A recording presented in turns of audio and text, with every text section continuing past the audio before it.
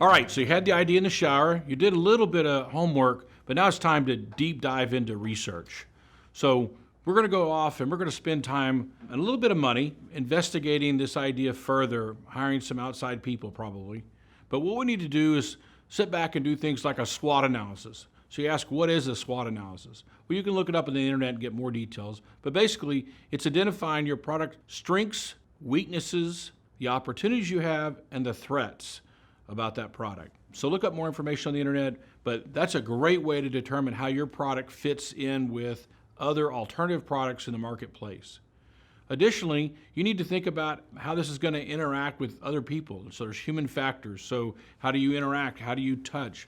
Is this something that older people can use or younger people can use? A lot of work needs to go into this to make sure that you've really identified a solution to a problem out there. And again, as before, always be looking at alternatives. What are people doing? How are they living without this product or service today? Also, determine where this fits in society. Who does it help? Why do you need this product or service? That's really important. And you need to figure it out from other people's perspective. Too often, young entrepreneurs think about products about what they want. And what I want in a product is maybe not what everybody else wants. And there may be only a small group who want a certain iPhone with a certain feature set. So you need to go out and research and get others' opinions and other research to figure out what the masses want and how you're going to get this product to market and identify a group of people who would be willing to spend that money to buy this gadget. Furthermore, you need to research any regulatory requirements. Most electronic products require some sort of regulatory approval like the UL or FCC before you can sell it to the public.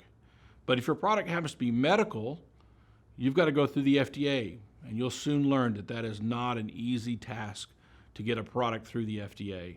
So all these must be taken into consideration as you research the product and going on to future phases about how you're going to fundraise that product, etc. So regulatory is a big deal. So finally, you need to look at intellectual property.